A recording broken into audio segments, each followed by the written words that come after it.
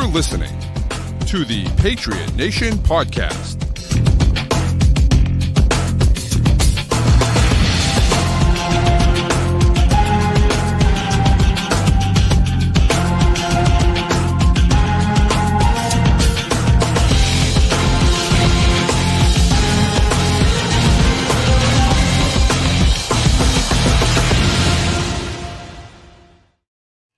Welcome into another edition of the Patriot Nation Podcast, a proud member of the CLNS group of podcasts. Make sure you download and subscribe to all of the great podcasts on this network. As for us, I'm Pat Lane, here with my guy, Matt St. Jean, as always, and his cat joining us as well. We're here to talk about another two games of the 21-game win streak, games 3 and 4, which is pretty exciting. Before we do that, though, we thought, let's get into some current Patriot stuff just for a few minutes. Just talk about kind of what's going on around the team. Matt, what are your recent takeaways on what's going on around the Patriots right now? I will say it was nice. Surprising. I was surprised by how excited I was to see reports that the offense looked good in practice. There was a sense of relief there that I didn't realize that I needed. Which is just like, that's what we've wanted to see. And it's one day of OTAs. We're not going to overreact too much. Right. We never went too negative. We're not going to go too positive here. But it's just nice to see that. This is where you hope they're building the foundation for things to come. Yeah. And I feel the same way. Look, I mean, should we make too much out of it? No. Just like I don't think we should make too much out of them struggling. But it is nice to see them, doing some things and looking good. And I am interested to see now, we mentioned the CLNS network of podcasts, and, Greg Bedard's pretty adamant about the fact that, Aton Chisum's got a real chance of making the roster, right? Now it's early, right? It's June 6th, okay? But, he's been running with the top dogs. He's running with the big guys. He's getting open consistently. He's the exact type of player that the Patriots have been successful with in the past. Now, it took Julian Edelman a long time to become that player, right, from what he was at Kent State. Wes Welker did it right away, but not in the NFL, right? He did it right away when he came to the Patriots, but he spent he spent a bunch of years on Miami becoming that guy, right? Danny Amendola was kind of, hit and miss. He certainly doesn't have the speed that a guy like Chris Hogan had, and so he's a different type of cat. He's a rookie. I don't know if we can expect things out of him, but I like what I've seen so far, and the fact that he's out there with the guys, with like the main guys, I think that makes a difference. Well, and I think the way that people talk about Chisum right now reminds me of how they talked about Pop Douglas a couple years ago, where it was like, oh, this is a guy we thought, yeah, he could compete for a roster spot. Then you get to real stuff going on, and it's, oh, he's getting real reps and looking productive during it. Yeah. And I think that honestly for me is one of the things that I'm interested in seeing. Can he continue that as we get through, mandatory minicamp? And then, of course, when you get to next month, when we're talking about, training camp and things like that. And so that's really the question. And I don't know if he can, and I'm not sure what's going to happen. He was an undrafted rookie free agent for a reason. He ran, like a 4.8 in the 40. So, that remains to be seen. But again, just the fact that he's doing it now at all is, a positive sign for him moving forward in the future. And I think that's a good thing for him. And so we'll see. I will note that he's the style of receiver that's like, these are the guys who play well when the pads aren't on. And he's getting a lot of catches. It's kind of hard to tell from the reports where he's making plays. And if he's going to make money in the NFL, it's probably going to be as a short to intermediate level guy who's going to make a lot of hay after the catch. Yes. And you just can't, you can start to get a sense for how his athleticism compares to the other guys on the field right now. If he's going to break tackles until everyone starts to get the pads on. That's correct. But the fact that, kind of sounds like he's repping above Polk and Baker at points.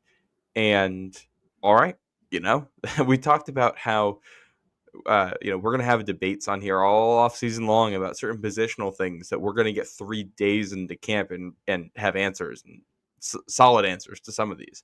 And the whole Polk and Baker thing, we might know the first week of pads. Oh yeah, neither of these guys is making the team, which would stink because they were drafted last year. But you're trying to find the best 53. The guys didn't play well last year, and if they're not going to be part of it, there's no sense trying to hang on to it when you think you have other guys who can play.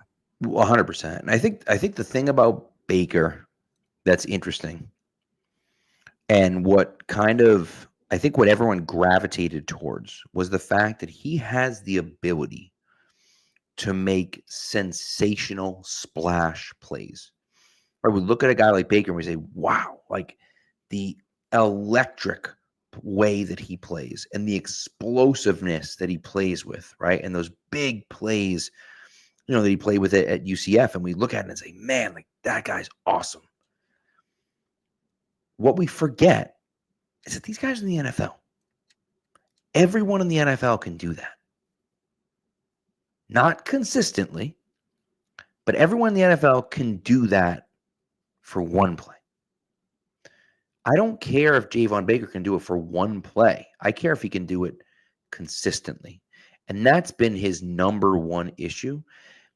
I have a little bit of hope in Jalen Polk just because I believe that Polk, I think he's a good player. I think mentally he was fried last year for whatever reason. And so that took a toll on him and he was a mess, right? I still think if he catches that pass in what the heck game was that where he didn't get his foot down out of bounds? Miami, right? If he catches that pass in the Miami game, I think his season might be totally different, right? Just because I think that things spiraled for him after that. But again, here's a guy that looks good without the pads on, and then was a head case once the pads went on, and the real bullets started flying. And so I don't know how you can feel good about him, but I do think that there's a chance that he can be okay, at least mediocre. But I don't know. We'll see. So, Matt, you still with me? Or is it me that's frozen? Oh, boy. Looks like Matt might be frozen over there. The other thing that's really interesting is Cole Strange. Left guard is a spot that we have talked about, feels like kind of ad nauseum. I'm going to remove him because he's just frozen on the screen. Left guard is a spot that we've talked about, feels like ad nauseum since we started. Okay. And what we're really looking for is for someone to step in and take control of that left guard spot. And we'll see if that person's Cole Strange, but I think the fact that he's healthy is a good sign. Now, just because he's healthy doesn't mean anything, right? But when he was healthy and he played, he was okay. He wasn't great, but he was okay. There he is. I'm having, for some context here, we had some power issues earlier today, and ever since then, the internet's just been going in and out. So, yep. And I thought that happens this show. We're gonna do our best. I was talking about Cole Strange at left guard and how I think he gives you the best upside possible of the players that are going for that role. The only exception to that would be if the Patriots wanted to cross-train Jared Wilson and play Jared Wilson at left guard instead of at center. I think and leave Garrett Bradbury at center. I think there's another guy who has high potential if he plays left guard for them. I just think it's probably too early to have that conversation. It sure is, because he's going to be the starting left tackle, and he's going to prove you wrong and be starting at left tackle. Please, I would love to be proven wrong. Yeah. I want to jump back for a second to the Jayvon Baker conversation. Yes, because you were saying you need the consistency from him, but like he also had one catch last year. Like he is multiple tiers below where someone like Aaron Dobson was. Correct. And like he has all the talent in the world, but like obviously Baker got the hype last year, and not Jalen Polk. let's not forget Polk was higher regarded as a guy coming out. Guy who was seen as someone who had a better mental makeup. I think Polk can find success in this league, but if he doesn't make this roster, he doesn't make this roster. He has an uphill battle, and he needs to prove his role because he didn't play well last year. I see potential for that to change, but that's going to be the case for a lot of guys this year. But I do think, there's a potential very interesting four-way battle for the last receiver spot between Kendrick Bourne, Aton Chisum, Jalen Polk, Jayvon Baker. And how that sorts out will be interesting. It does sound like Kayshon Boutte has played well and been solid, and he looks good in camp. Doesn't sound like he looks like exceptional, but I did say I really liked Boutte as someone who could replace Kendrick Bourne in the wide receiver 4 mold of someone who can kind of just do a lot as a wide receiver 4. Yep. Not good enough to be an everyday starter for a good team in the NFL, but someone who can back up a lot of spots and help you win games. And sounds like he might be settling into that. Diggs obviously looks healthy right now. We were talking. I feel like at times we get too conservative about injuries in the press, partially out of respect for the players. We want to give them enough room to come back, but Diggs looks quick right now. Yeah.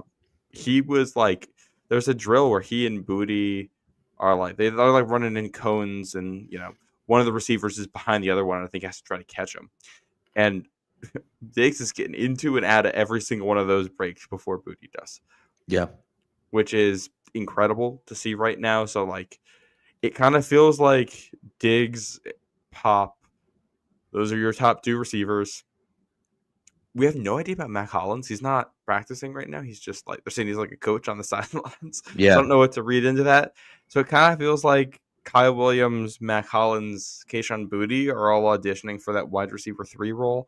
I will say, I'm a little surprised we have not heard more about Kyle Williams so far. Obviously, it's early, and we've had the media look at 3 of these. We'll start to get a better idea with minicamp next week. But his game is his quickness, it's his separation, his ability to play in space, speed, and these unpadded practices are where you would expect that to really stand out. So that's just something I'm keeping an eye on. The fact that we're hearing Chisum's name more than we're hearing Kyle Williams is immediately something triggering some alarms in my head. Why is the undrafted free agent getting the ball more than the guy they picked in the top 100? Especially when the top 100 guys should be getting the ball at this point. But especially with no Mac Hollins and Diggs also not doing full drills. Yeah, I mean, you're not wrong. I also wonder if Kyle Williams is just doing his thing and he's not getting the shine because it's Chisum's playing in the slot and getting open is looking better than we thought. And I don't know. Again, I don't know the answer to that question. But I'm curious to kind of see it. I want to see him when he gets out on the field, right? What does it look like? Yeah, this isn't, and I'm not gonna. These are alarm bells. When I say alarm bells, I mean relative to OTAs in a limited glance. This isn't I'm not calling him a bust. No, yeah, of course, I understand.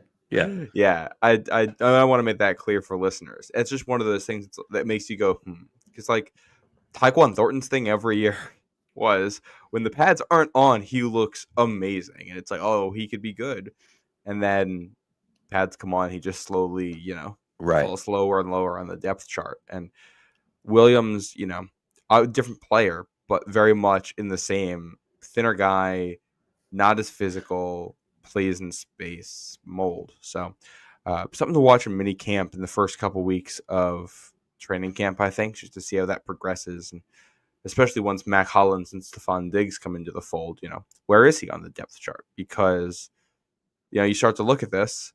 If Diggs is going to be your starting probably flanker and Pop's going to be in the slot, Mac Hollins might end up as the outside guy in that. Kyle Williams could get that. Kayshon Boutte could get that. I think we're hoping somebody beats him out for that role unless he improves. But there's a world where he ends up starting the year as wide receiver 5 and kind of the third of the outside guys. And then Chisum's the second in the slot behind Pop. and it's like, all right, where are we with playing time for him? Right. So, which in this case that might be because other guys play well, and if he doesn't get playing time because other guys play well, that's a good problem to have. I would agree. Yes, if you get two guys playing well over him, then I think that's not a bad thing, right? And I think at the very least, you get a guy like Diggs that maybe he's Diggs' first backup, right? And Diggs needs a blow here and there, or isn't ready to go at the start of the season, and then he's that guy that steps in. So, we'll see. I think with Kyle Williams and Kayshon Boutte, in theory, they offer you 3-spot versatility. They can play slot, flanker, or X.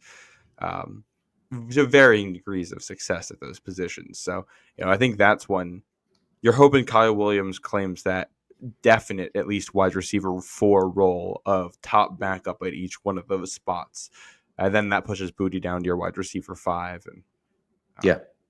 I definitely feel worse about Bourne's chances of making this roster right now than I did a month ago. Just if Chisum's playing well, that makes it a lot tougher, I think, because you got a young guy. It's fair. That's a fair point.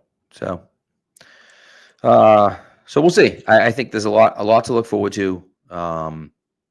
And so, we'll see kind of how it all plays out. Minicamp next week, mandatory minicamp next week. And so we'll see. Hopefully we'll get some, some looks at that and go from there, Yeah. So, I do have one other note, actually 1.5 other notes. It does sound like Marty Mapu put on a weight and is playing linebacker now.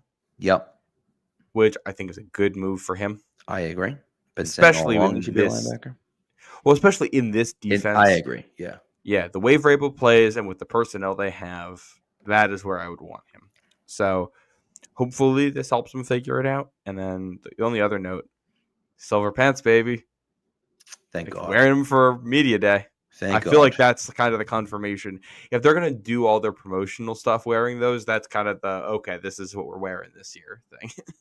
Right. I agree with you. By the way, Nikhil is asking about the back. If anyone's concerned about the backup QB situation, I am not concerned, and in the least amount. I'm not concerned at all. Not even had factored into my mind. Josh Dobbs is the backup. That's the type of guy that you want to be your backup, and I'm cool with that. So. And Dobbs hasn't looked great, but he's like, I don't know, probably a mid-tier to bottom-tier backup, which is fine. He's fine. That's backup quarterback's the type of thing that, I think next year you try to upgrade that, but I think they've also made it clear they want to focus on developing May, so they're just not like they're just going to give as many reps to May as they can, which I think is the smart play. And if he gets hurt, he gets hurt. You're going to think if he gets hurt, that's going to be the case regardless. And I feel like you kind of want to. Yeah. Like, not that you're not trying to win, but this isn't a team where you want a backup to come in and play decently well and you win a couple extra games.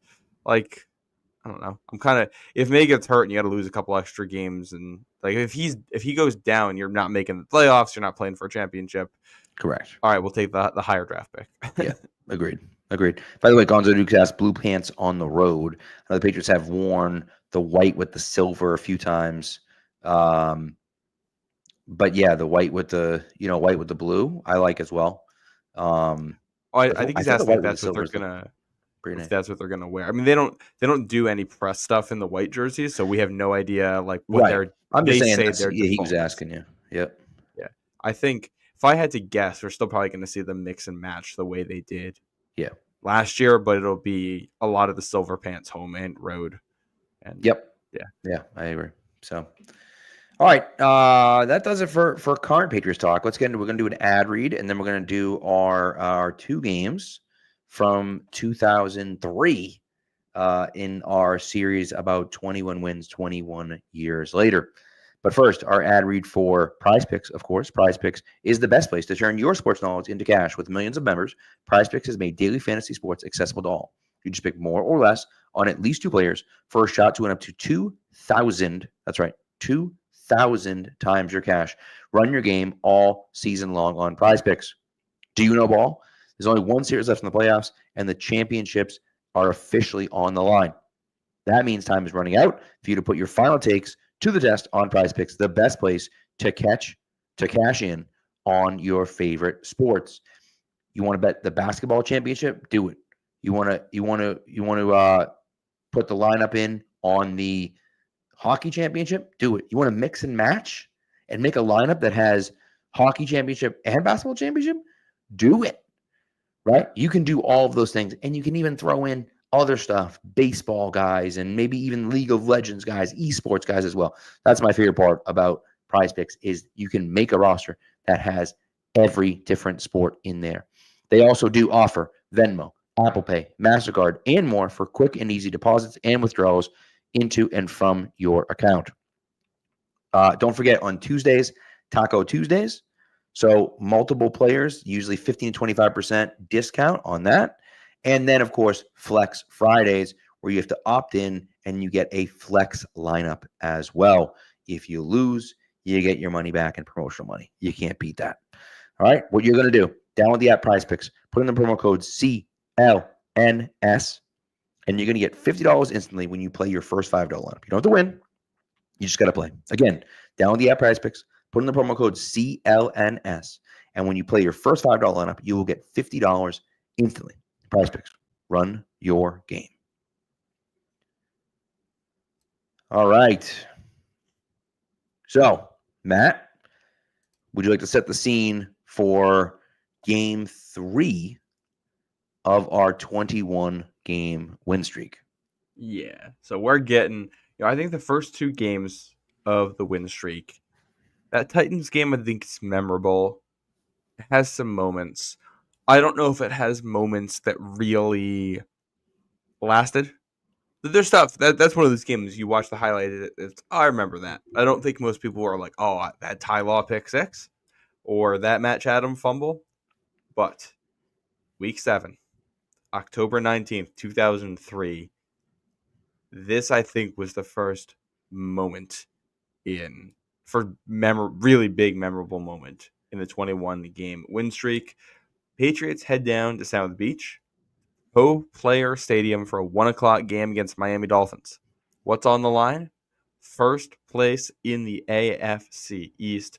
Dolphins come in on a 4-game winning streak. They lost their opener, but allowed 10 or fewer points in all 4 games of their win streak with head coach Dave Wanstead. This is a Dolphins defense that was loaded. Let me just read off some of the names that was on it. We got Jason Taylor. We got Zach Thomas. We got Junior Seau. We got Pat Surtain. I'm going to throw another name out there that we're going to come back to, I think, because this is a guy who I didn't realize played for the Dolphins and kind of surprised me with how well he played. Former Patriot Terrell Buckley. Yep. He made some plays in this one.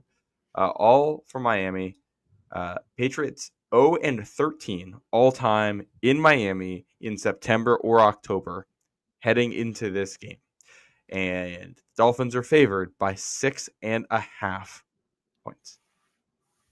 So that's nobody thought the Patriots were going to win this one. And they're down, Colvin, Law, Ted Johnson, McGinnis, Ted Washington, Gerard Cherry. Vrabel's playing, but he's playing banged up. And this is the middle of the World Series, so we still got that dirt infield there. So the Marlins were going to host games 3, 4, and 5 of the World Series starting 2 days later. Yeah, if it wasn't for Aaron bleeping Boone, the Red Sox would have been playing in those games instead of watching them. That would have been something if the Patriots ended up playing New York and Miami back-to-back while the Red Sox were playing New York and Miami back-to-back. Yeah. That's one of those. Yep. Yeah. So get into the story of this game. This is a physical, hard-hitting game from the beginning. Some early Patriots mistakes from both teams here. But a couple of early Patriots ones allow the Dolphins to come out to a 10-3 lead. One of them, I don't know how much of this in detail you had rewatched, but multiple times in this game on 3rd and more than 2, the Patriots ran a QB sneak with Tom Brady. Right. And he fumbles one of them. Dolphins immediately turn that into a touchdown to Chris Chambers. That's Jay Fiedler to Chris Chambers, throwing those names out there for you. And by the way, ladies and gentlemen, boys and girls, that play happened at the Patriots' 15-yard line. Yeah. And so, the Dolphins don't just get the ball from a Patriots miscue, they get the ball at the 16-yard line because of a fumble on a QB sneak. Not ideal. By the way, the Patriots did challenge that and was unsuccessful, and the Dolphins got it. But I don't know why they challenged it because the ball was clearly it out. was one of those. It's one of those like you're mad at the world challenges and you're just saying screw it. Let's see what happens. I guess Brady I was don't know. pissed after it. I don't know what he was mad about, but there was Yeah. something that got him heated on. I will back up for a minute because we talked about the Patriots miscues. There were some early Dolphins ones too. Jay Fiedler throws a pick in the first 5 minutes of the game. It was Eugene Wilson and Asante Samuel, I think, that combined for that one. A little deflection that Eugene Wilson grabs, and then another play where Chris Chambers gets like a 10-yard completion, and the Patriots just hold him up and punch the ball out and jump on it. Ronnie Harrison jumps on it. All the Dolphins fans, players, press were mad that there was not forward progress ruled on that one, and I think they're probably correct. Yep. But that's not what they ruled. Patriots turned that one into 3 points. And then you have the Brady fumble and a Kevin Falk fumble that turned into 10 points for Miami. So, the early offense in this one was all points off turnovers. Patriots mount a drive, towards the end of the first half to tie it up at 10. Go 3 and out to start the second half. So hold on. Let's just backtrack a little bit because those Brady and Falk fumbles were on back-to-back drives, Yes. right? And you're talking about 3rd and 3 Brady fumbles. They're about to go 3 and out. He fumbles. The Dolphins get the ball back. The very next drive, they complete a pass to Deion Branch on the second play of the drive at the Patriots 35. Kevin Falk fumbles. They recover it, and then that winds up being a field goal. So all of a sudden now the Dolphins are up 10-3 instead of down 3-0. And then that's where the Patriots go on a nice extended drive. 13-play, 54-yard drive that ends with a Vinatieri field goal, with 7 seconds or whatever, 3 seconds left to go in the first half. And then that brings us to the second half. Yeah, which was tough. The Patriots actually do score a touchdown in that sequence that gets wiped off the board due to an offensive pass interference on, you guessed it, tackle Tom Ashworth. Which was 100% the correct call. He's an eligible receiver.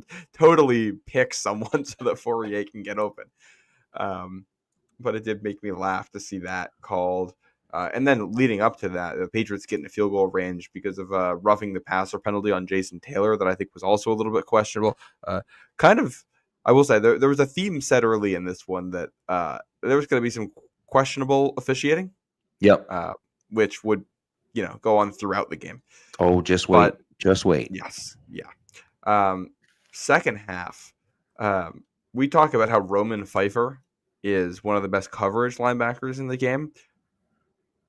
Dolphins tight end Randy McMichael smoked him 2 plays in a row for 22 and then 15 yards to get the Dolphins in a field goal range, take the lead early in the second half, which was tough to watch.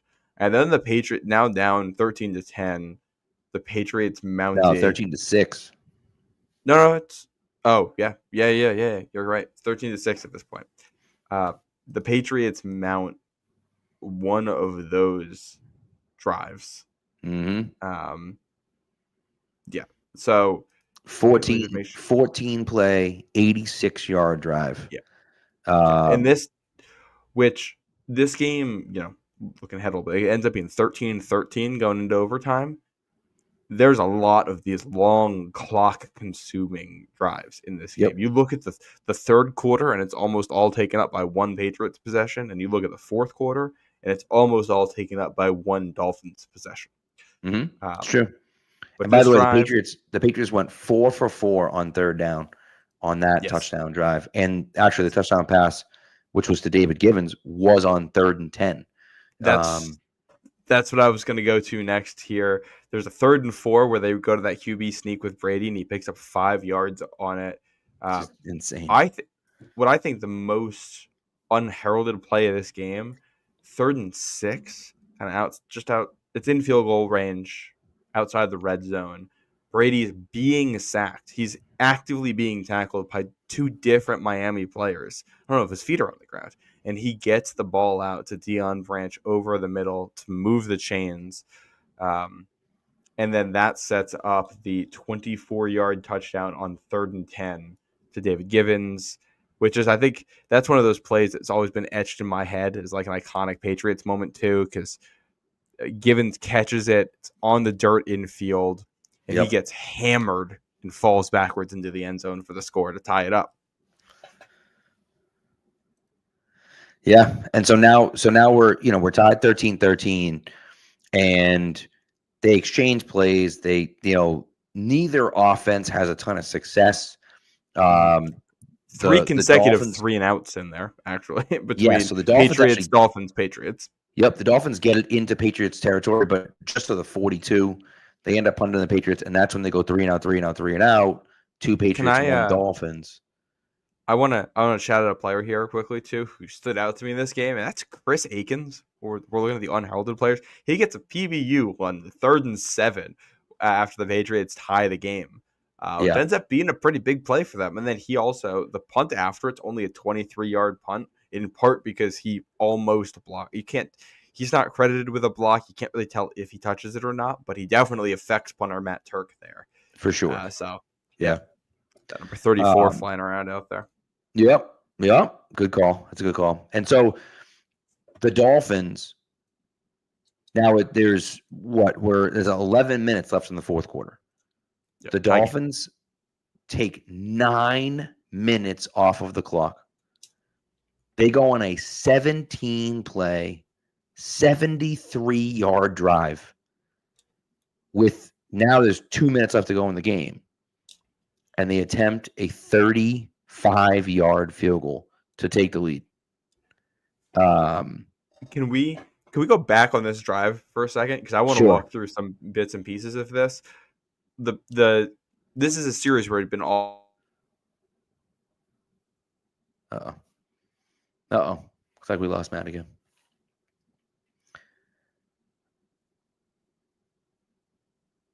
So I think where Matt was going was that there were a ton of passes here. Fiedler attempts 1, 2, 3, 4, 5, 6, 7, 8 passes on the drive, and of course, then there's Fiedler runs it once, and Ricky Williams runs it once as well.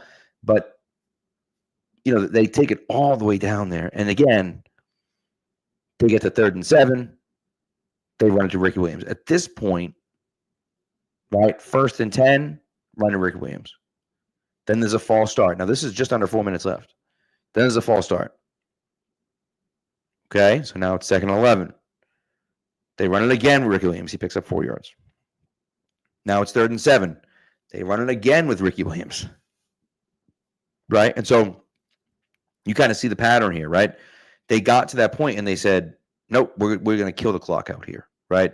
And he actually picked up on 3rd and 9 at the New England 31. He rushes for 10 yards, and the Patriots challenge again and lose the challenge again when Ricky Williams gets the first down on 3rd and 9. And again, they were in that moment, it felt like just trying to kill the clock out. They felt good enough about their defense where they said, if we just kill the clock out and score with not a lot of time left, then we're going to be all right. All right, Matt, go to what you said, what you were going to say about the drive, because I was just talking about the drive a little bit. Okay. The Patriots forced the Dolphins into a 3rd and 10.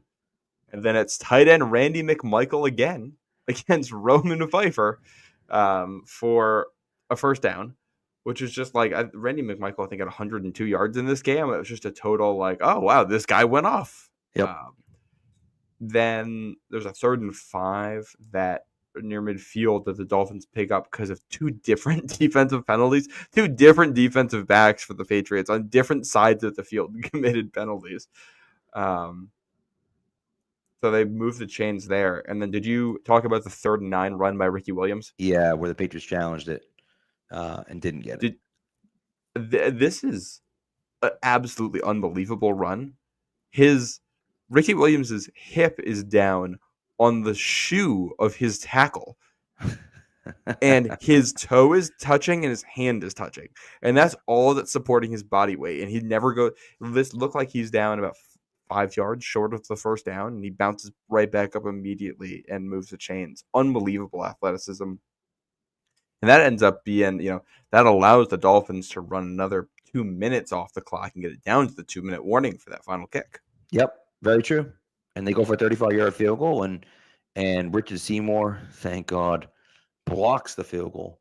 And so, of course, then the half ends. Well, actually, that's not true. The Patriots actually get the ball back with just about 2 minutes left to go. They actually pick up 20 yards on the first play. But instead of going for it at that point, they run it twice with Kevin Falk. And then, complete a pass to Deion Branch, which ends the game. So kind of a weird sequence there where you feel like we get the ball moving a little bit. Like, what are you doing? Why did we just stop?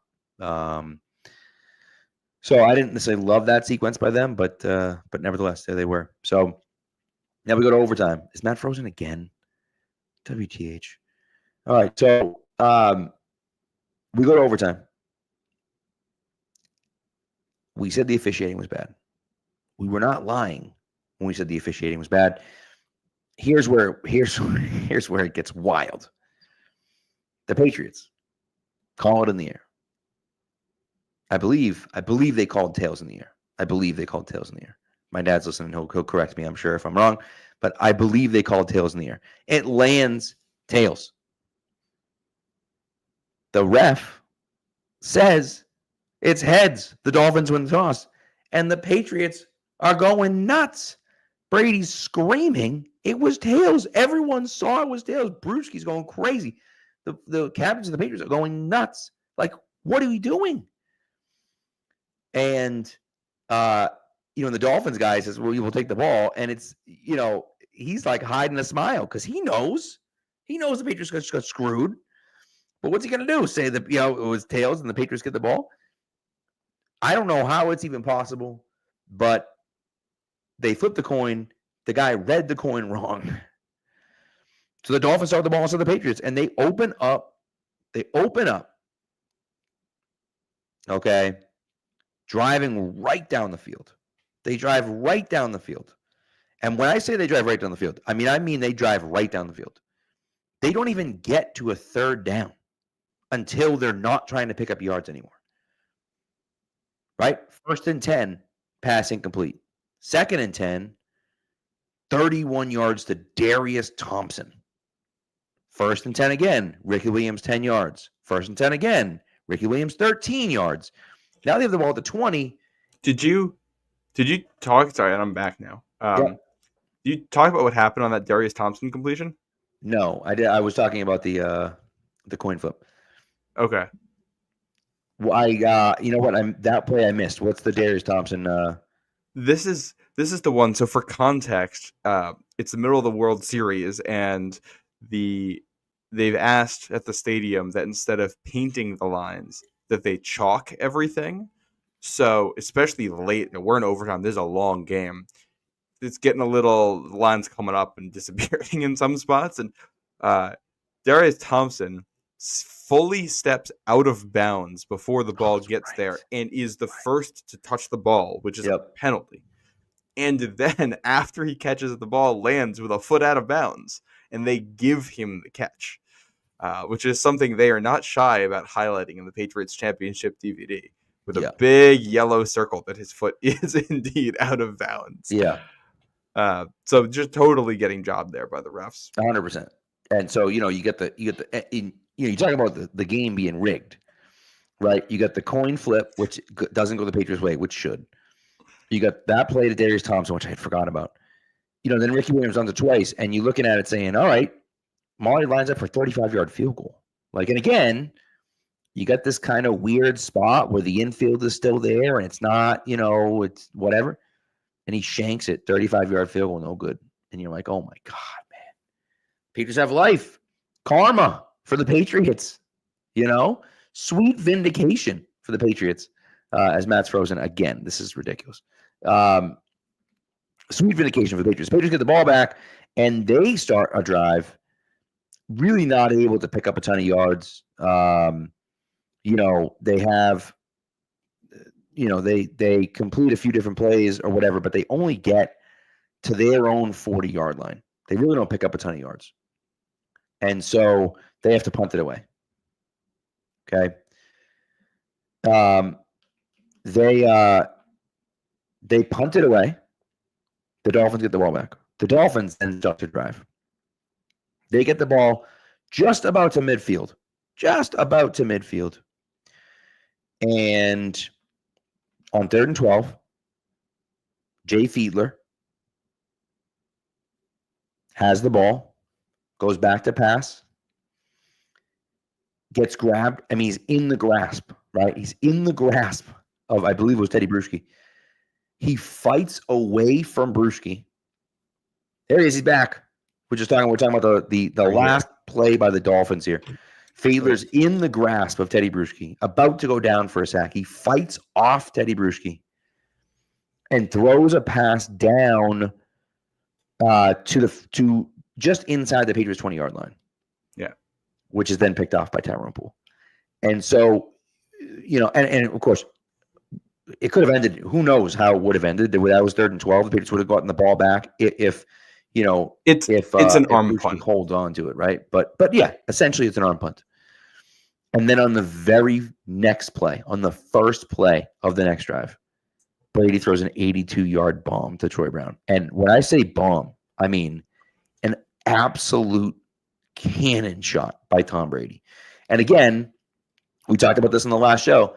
Looks like a similar throw as he had in that first Titans game 2 weeks earlier, where he stiff arms the offensive lineman in the back, sets himself again, and just rifles it downfield to Troy Brown in single coverage. And just, what an incredible play. One of my favorite plays in Patriots history.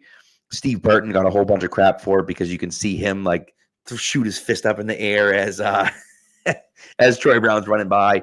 The whole defense is running down the sideline, chasing Brown. It was, what an incredible moment. They score. Belichick takes his headphones off and chucks him in the air, like just absolute pandemonium by the Patriots. And just what an unbelievable way to end the game.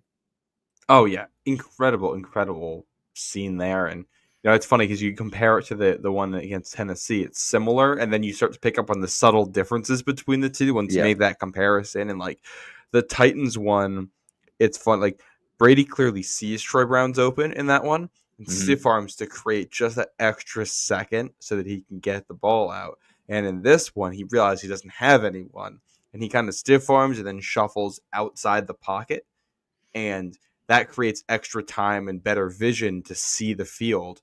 And I think Brown's actually double covered and just burns both because he starts on the. So like I think you're right. Yeah. On the Titans one, Brown starts on the left side of the field in the slot and runs like a fade down the left sideline. And in this one, Brown's starting on the right side of the field with like a very deep post, and he just goes over at the top of everyone. Yeah. And Brady sees it and just a dime. Like 60 yards out time. It's unbelievable. Which is funny. One thing, it's like there's the narratives about Brady being a check down merchant and all that stuff.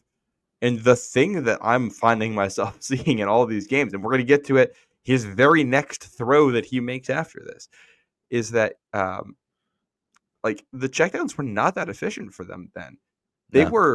It was the big plays that ended up being big for them. And a lot of these situations, it was the running backs were not great. The offensive line was decent, but not as good as it would be the next year. And the receivers are super inconsistent. So they can't sustain these long drives most of the time. So it's relying on Brady's arm to hit these deep shots at points to keep the offense on the field or to make plays happen. And just like in that one, absolutely incredible. Just an unbelievable throw and such a fun play to go back and watch and to see all the different things happening. Like I say, all the defensive guys running down the field, Belichick chucking the headphones up in the air and everyone kind of just absolute pandemonium. Because again, as you said, they had lost so many in a row. They had never won down there in September or October. Like it's just, so for them to win that game was really cool. I will say, I remember vividly, I was visiting my cousin. I was in college. I was visiting my cousin's college, North Adams State, or at the time it was called MCLA, Mass College of Liberal Arts, in North Adams, Massachusetts. And anyone that's been to North Adams, Massachusetts understands it's something like out of a Stephen King novel. It's in like a valley, and you drive Route 2 like through the mountains, and you get to like the top, and they're like, all right, now you're gonna like drive around, and you take like these like 7 hairpin turns, and you just like the road winds down to this like, city in the valley. It's wild. The first time I went there, I was like, what is this place, dude? And so, but that's where I was. I was at his place watching that game, and we were going nuts, celebrating. It was great. And so just one of those like funny memories that I have of like I remember like flipping out and then being like, I got to get to my car because I have to get home for like school the next day.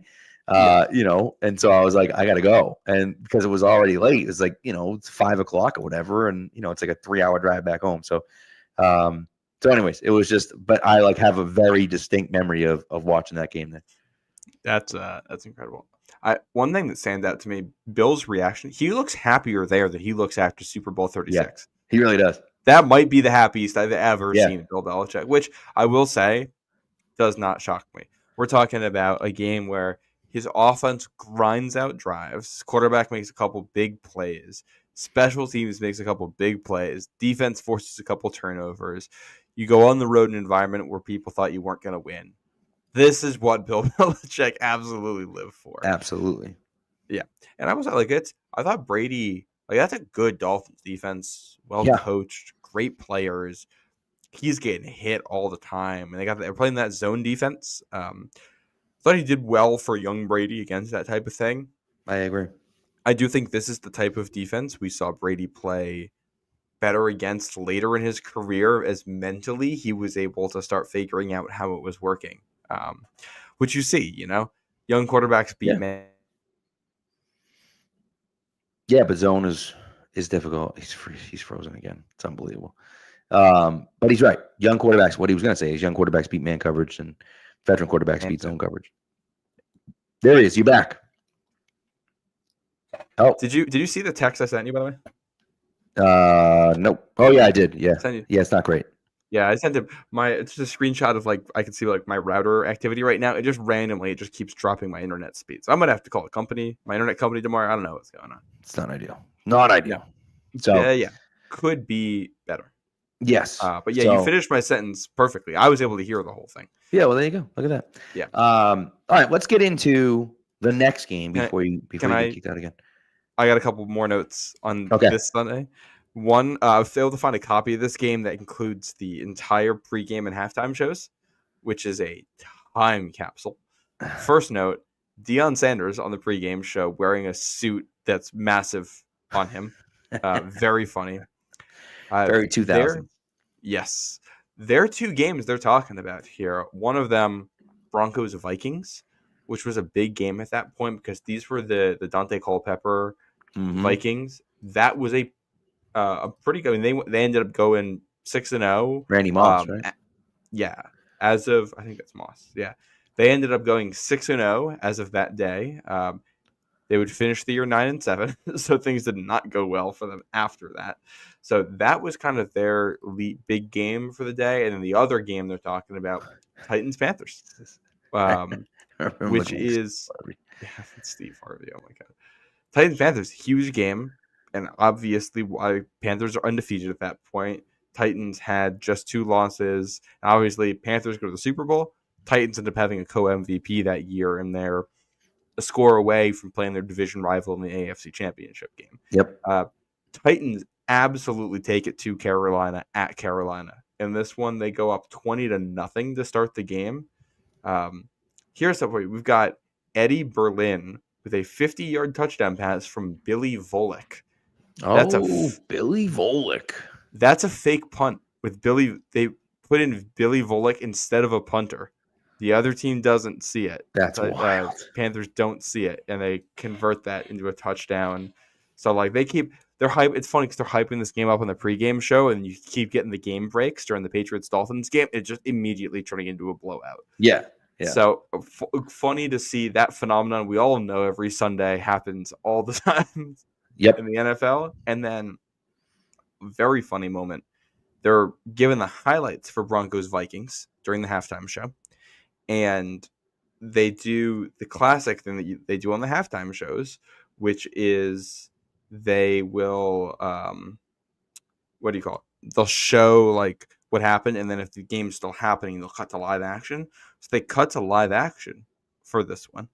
And as they cut in, it's the Randy Moss lateral Hail Mary. Oh, that's wild. Yeah. So they all react to it on the halftime show in live time. I think that's this game. Yeah. Yeah, that sounds right. Yeah. Okay. Because for whatever reason, in the game book, it goes down as a 15-yard touchdown pass, which it is not. It's just because it was the lateral. Well, because it was lateral. Weird. Right. Yeah. But yeah, Dante Culpepper pass complete to Randy Moss for 44 yards, lateral to Mo Williams for 15 yards. If you have not seen that play, you should go look that up right now because it is incredible. But just to capture the halftime show's like instant reaction to that as it happened, I thought was really cool. Yeah, that's cool. I like that. Yeah. I like that. All right, let's get into our. And sorry, Richard Seymour won Special Teams Player of the Week for the. Which makes sense. Yeah, which makes sense. Yep. All right, here we go. Next game, back at home, Patriots against the Cleveland Browns. Go ahead. I got some context to tie it in for this one. All right, go ahead. Because this is going to set the tone right away. One of the other game breaks they do in that Dolphins game is to Chargers at Browns the week before, because the Browns quarterback is getting booed off the field as they're switching between Tim Couch and Kelly Holcomb, and the Chargers are getting their first win of the year as LaDainian Tomlinson runs all over that defense. That kind of tells you where the Browns were at that point. I mean, they're just 3-4. Yeah. Tim Couch is going to be their starter for this game, but he was the number 1 overall pick in '99. But Kelly Holcomb starts the year as the starter, breaks his leg in week 3, but finishes the game, and then Tim Couch comes in, starts week 4 through week 8 here this game on October 26th, 2003. Yep. Their head coach is Butch Davis. He's in his 3rd year as head coach of the Browns. He would get fired the next season, 1 week before the Patriots-Browns game in 2004. The one we're not going to cover on this, but that's the one that Bethel Johnson starts off with a kickoff return for a touchdown. Right. Yep. Yeah. Pats go to Cleveland and blow them out. That was their first game of the next head coach. Patriots favored by 4.5 in this one. It was Ty Law's first game back. I think the most notable thing about this Browns team was that Bruce Arians was in his 3rd year as the Browns offensive coordinator. He would not survive the season, but that's like one of those names that, obviously will come up later. Who would have figured that 17 years later he would be winning a Super Bowl with Tom Brady in Tampa Bay? That's pretty one wild. of those things. Yeah. Very slow game. There is 1 field goal in each one of these quarters. Patriots end up taking it 9-3. The first play from scrimmage for New England after forcing a 3-and-out is a 45-yard completion to Bethel Johnson down the sideline. So we've got Brady getting. They showed it on the broadcast, something like 127 yards on consecutive completions there between the Troy Brown pass, the Bethel Johnson pass, and then Tyler ends up sealing it at the end with a nice pick right in front of you on the sideline on an overcast and then rainy afternoon in Foxborough. I think I'll let you take it from there. Yeah, it's kind of a nasty day out. I will say just some of the notable things here. Patriots are up 3-0. They score in the first possession, then haven't scored the rest of the game. Late in the second quarter, they have the ball at their own 19, up 3-0. I'm sorry, at the Browns 19, up 3-0. Brady takes a sack. Dan Copen has a false start on 4th down on the field goal attempt. And then Vinatieri kicks it from 48 and misses. And the Browns actually go down and kick the field goal and tie the game right before half, which is interesting. Second half, They, and there's a similar theme here to the Bethel Johnson catch in the first drive. First play of the second half, Brady throws a 26-yard pass to Kevin Falk. They don't score in that drive.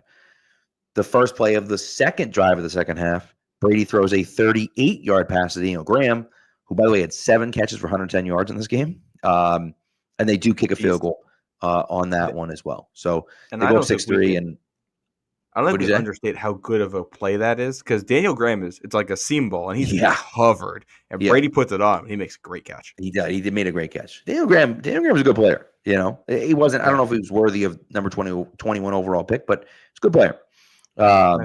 For some context on that, by the way, Christian Fourier kind of got banged up in the first half. So then Daniel Graham emerges as like, we need somebody to be a tight end, and he steps up, a theme of this streak.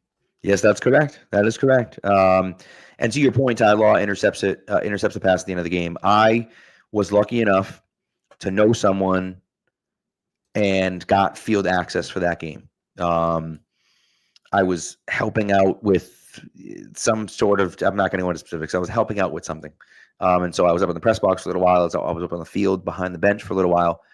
I was so close to the play that you can actually see my legs in the broadcast. You can actually see me in the broadcast. I'm that close to Ty Law when he makes that interception. And it was pretty unbelievable. It was pretty awesome. That's a crazy experience. The hardest part for me was not being able to celebrate the interception that ends the game, because I'm like supposed to be working, and so I can't be celebrating this. As a matter of fact, as I was going in to go help, I was wearing. I have a red Troy Brown throwback jersey, and I was wearing the jersey because that's the jersey I was wearing to the game. And I'm like going into the stadium, and my dad's like, you can't wear that when you're working. And I was like, oh yeah, good point. So I took it off, and I was just wearing a regular white t-shirt underneath it, or a white long sleeve t-shirt underneath it. But this game was 9-3. There was never a doubt. One of the things that's interesting about the Patriots during kind of this whole run here, there was never a doubt that the Patriots were going to win. I never, I would say a lot of people kind of felt the same way. I was never concerned that the Patriots are going to lose this game. It was never like oh my God, like they're only up by 6. Like you never know. Like, of course, by the end of the game, it's kind of raining out a little bit. It's nasty. It's kind of gross out. Some guy could fall, and the Browns could theoretically complete a long pass and score a touchdown and win the game. But like, there was no chance that was ever going to happen. And so even though this is not 9-3, it felt like a much, a much less close game. Right, Kelly Holcomb throws for 115 yards total. Right, Tim Couch throws for 40. Yeah, Tim Couch 40 yards. Tim Couch hurts his thumb. Yes, on like a follow through of a throw and goes to the locker room, which is funny because they go 3 and out in their first 3 drives. And they get a little bit going after that, and then it's only after he gets hurt and Holcomb comes back in there that the Browns started to get anything going on offense. But not much. I think that the theme of this game too is the offense being able to move the ball a little bit, but not being able to get out of their own way. Penalties, drops, not a lot of turnovers in this one. No, just the one. Tyler had the pick, and that was it. Yeah, I will say the only moment in this game where you're like, "Oh wow," is they might not hold on here. The play before the Ty Law pick, it's 4th and 15. And Kelly Holcomb finds Northcutt in traffic for 17 yards to convert that.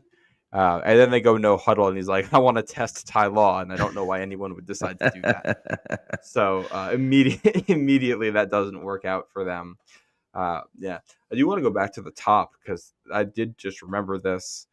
It's interesting. They do like the pregame sideline report, and they're like, the good news for the Patriots, they're getting a player back. And that's Ty Law, which ends up being a nice foreshadowing for this one.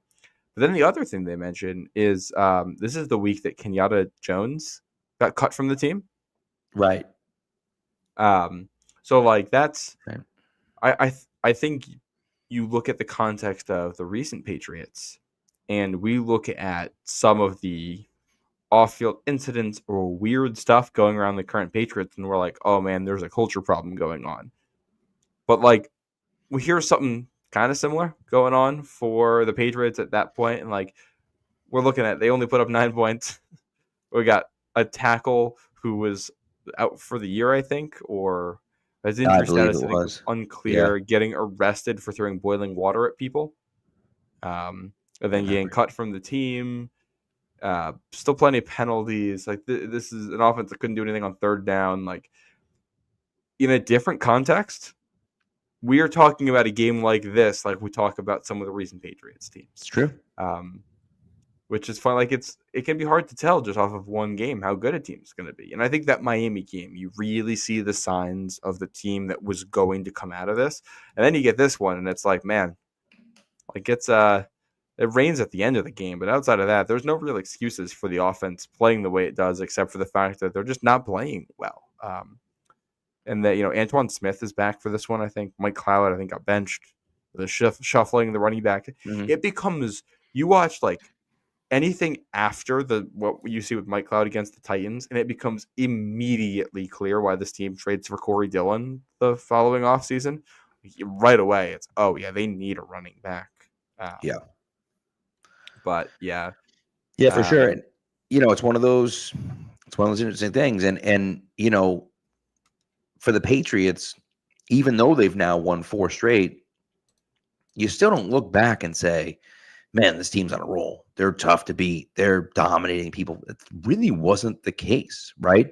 no, This game, like the defense stifled the Browns, but the Browns, they stink. Like the Patriots offense really couldn't get much going. You win that great game in Miami, but the Patriots should have lost that game 6 times. And they just, and they kept holding on, and ended up winning that game. And, and then of course you have the Giants game, which is 17-6, which again, defense plays great, offense, not so much, right? And the weekend before the Tennessee game where the offense gets it going in that one, right? In the second half, the offense really plays well. And as you said, you feel like, yeah, we feel good about where this team might be headed. But then you play 3 games and you win them all. But you're like, yeah, okay, I don't know how I feel about this team right now, right? And so I think that is a trend that, interestingly enough, is going to continue throughout a good chunk of this year, right? Because you get the Browns game, the game after that is an awesome game in Denver, which the Patriots played really well in that game, and made an awesome, and we'll talk about it later. Made an awesome, decision at the end of the game, very famous decision by Bill Belichick. yes. And then they play the Cowboys the next week. Also next week, Mike Shanahan, Bill Parcells, the 2 head coach. It's pretty cool. It's pretty cool. It's a little different as instead of Dave Wanstead and Butch Davis. So a little bit of a different scenario. But it certainly becomes a little bit more of a talking point that you're playing against those coaches as opposed to these coaches. Yeah. And I do think it's the next stretch of 4 games Yes, that this team really takes it to that next level. I agree. You I talk agree. about Denver, Dallas. The game in Houston, ugly game. That's one of those games I've looked at the box score a million times trying to figure out how these numbers equate to that score. Right. I've never watched it. I'm very excited to watch that game just to figure out what happened there. And then the infamous Colts game as well is like that's the one I think that that's why you're hosting the AFC Championship game. 100%. That right there. Yep. So yeah, that I think is where the team starts to take on that identity. Some other plays in this one, just like some of the stuff where they weren't quite where they needed to get. Like they get that completion to Bethel Johnson to start the game. Yep. They run a play action play near the goal line, and Fourier, I think, gets caught up in traffic. It's one of those long developing play action where a tight end's supposed to leak out the backside. Fourier ends up on the ground, and there's no one to throw to, and Brady has to chuck it out of the end zone, and it's intentional grounding because he's throwing to no one. So now you go from the 5-yard line back to the 15-yard line, and you lose the down. So a 45-yard completion to open the game turns into just a field goal when that could have been a touchdown for you. That's one of those. They miss a field goal in this game, which I will note. This is what we talked about a lot. Vinatieri had missed a lot of field goals in this, so I looked this up earlier. this, by percentage of field goals made, ended up being Vinatieri's worst season with the team. 76.3% ended up, or 76.5. What's funny is that in both 2002 and 2004, he led the NFL in field goal percentage. Yeah. So it's a total aberration. I don't know exactly what was going on with him this year, but he had some rough moments. Obviously, that ended up being all right in the end. Yep. True, and There's that's also, yeah. There's another play because they kick a field goal in the third quarter. They get down near the goal line, past the Daniel Graham. Falk has a great run, and then it's third down. And this would also be a theme for the Patriots for a while. Brady and a rookie receiver on third down not being on the same page. It's just a hitch route to Patel Johnson near the goal line, and he takes too long in his release. So when Brady's trying to throw him the ball, he's not where he needs to be yet. Brady feels like he can't throw it to him because he's not going to be able to catch the ball, so he just kind of throws it over his head. So, third and short, when the guy receiver ends up being open, you can't complete it because the timing's not right because it's a rookie receiver who doesn't know what he's doing yet. And another that could have been a touchdown turned into a field goal. And then the last offensive drive to go ahead by 6 points instead of 3, there is a play in this. It's 3rd and 1. They lined up with Brady in the shotgun. And the announcer goes, 3rd and short, and they got Brady in the shotgun. Troy Brown goes in motion, stops behind center, and takes the snap. It's a QB sneak, but the QB is Troy Brown. And then he ends up taking it outside the left tackle because that's where the lane is, and he picks it up. It's just like, what is going on here? Yeah. Charlie Weiss is pulling out everything right now. Yep. And that's what they, yeah. Which, shout out Troy Brown. Right before that, because it's 6-3 at this point, Mike Vrabel gets a huge. So they actually, I got to walk through this whole sequence because it's kind of wild. Chris Akins gets a PBU, I think, on 3rd down. Browns bring out the punt unit, snap it to their linebacker, Brant Boyer, who takes a fake punt for 7 yards to pick it up. Mm-hmm. Then this might be a different drive, but there's a 3rd and 5 where the center just snaps it past Kelly Holcomb, which another theme. This is something we'll see later on in the season. Balls getting snapped over people's heads in this. But it was that same drive. Yeah. So they can't do anything. Patriots don't do anything with the ball. They give it back to Cleveland. Patel Johnson downs the ball at the 1-yard line. Then the Browns get 1 first down, but Vrabel gets an unblocked sack and slams Holcomb. So now the Pats are getting the ball back, up by 3, like 7 minutes left. Troy Brown muffs the punt, picks up his own fumble, and returns it. Yeah. Then you get the sneak. They pick up another 3rd down. Brady hits a branch, and that gets you almost all the way down to the 2-minute warning. You're able to put an extra 3 on the board, and you feel like you put them away at that point. But just like a series of complete chaos in an otherwise kind of boring game. Yeah. Lots of craziness happening over there. Luckily, they were able to hold on. But again, for me, and I know there was some craziness kind of in there, I just felt so confident that they were going to win that game, that it was never really in doubt. For me, at least while I'm watching the game, thinking like, there's just no way that they're going to lose the Browns. Like they just doesn't matter. They're going to find a way to figure it out, and they did. And they came up with the big plays and they needed them. So and that ended up being huge for them. Daniel Graham ends up winning Offensive Player of the Week this week for what he did. So huge week for him. This is one of those, like, Patriots are 6-2, and they're not yet being discussed in like the upper echelon of the AFC. No, they're just not. People aren't seeing them that way. Even the Titans lost to them. Titans are, I think, 6-5. What are they? They're 5-2 because they had their bye already. So people are taking them seriously. Who else is playing the week? I will say it was a fairly boring week in the NFL. Not a massive amount going on. The Colts are 6-1 at this point. The Chiefs are undefeated. The Chiefs are 8-0 at this point. Even Miami gets a win that week on the road at San Diego. So they are 5-2 at that point. So the Patriots are there with a bunch of teams. Yeah. Yep. Yeah, it's not until later on in the year that they really kind of they don't lose, obviously, and so that helps them pull away at the end there. So, all right, that's what we got. It's a lot of fun. I could do a couple other notes around the NFL quickly. If It you'd was like a to. very boring week in the NFL. There's 2 overtime games. The Panthers do get an overtime win here, something they did a lot that season, winning at the Saints. There's a 16-13 Cardinals over 49ers victory in overtime, which sounds like a real ugly game. The game tying touchdown in the fourth quarter for the 49ers was a Kwame Harris 1-yard offensive fumble return. Outrageous. Yeah, and then field goal from Tim Duncan in overtime. There you go. He can do it all. He really can do it Big all. fundamental.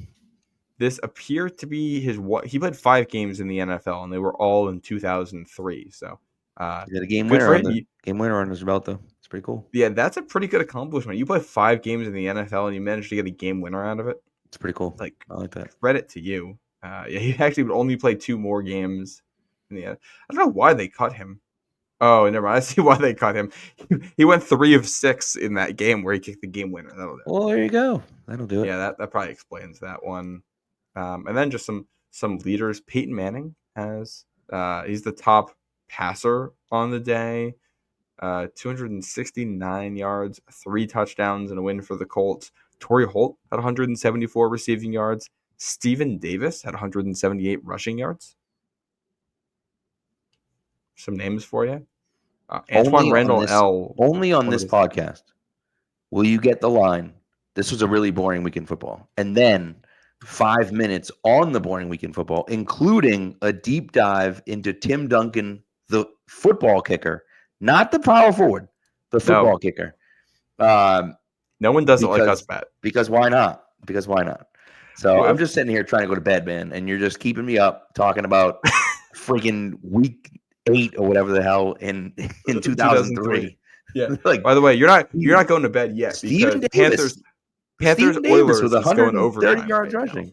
Yeah. And then Antoine Randall L. He ended up winning Special Teams Player of the Week that week for the AFC with an 84-yard punt return. There he goes. Look at him go. Antoine Randall L. From? Oh, I don't know. Oh.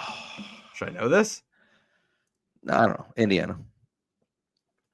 Oh, yeah, no, I didn't. I thought you were asking me like his hometown.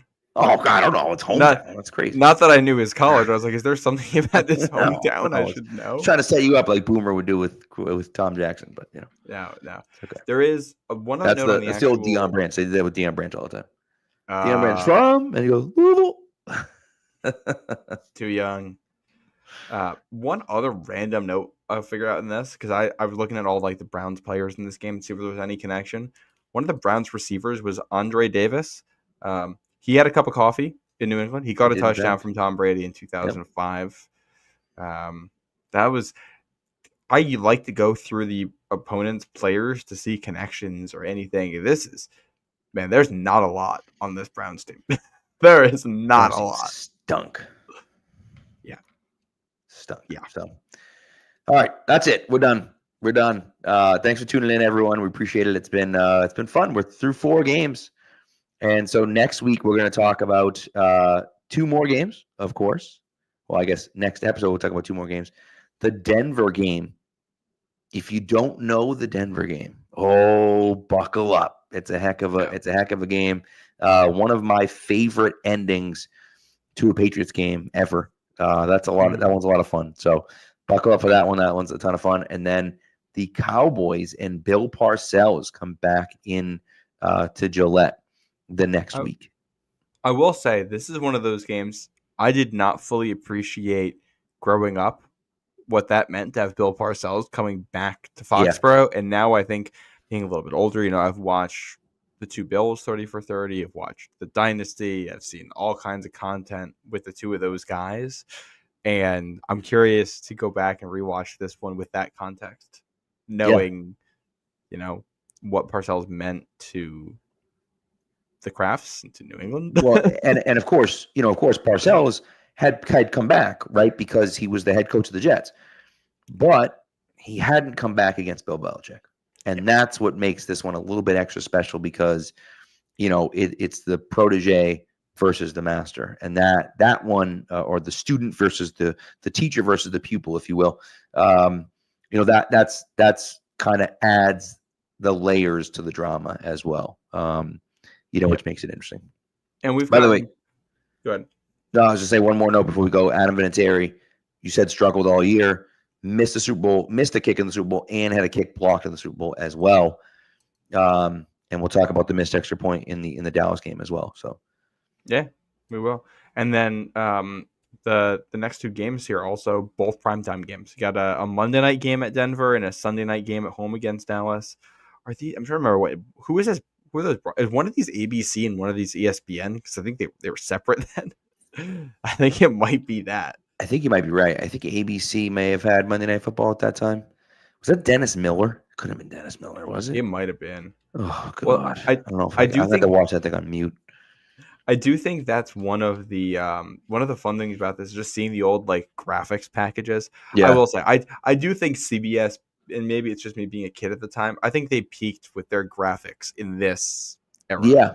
Yeah, they've never really improved it since then. So, well, I think it's not bad now, but but it's just not, the graphics they had. I think the fact that everything's a little bit worse meant that it was you had a little bit more character to it. Things are almost a little bit too clean now.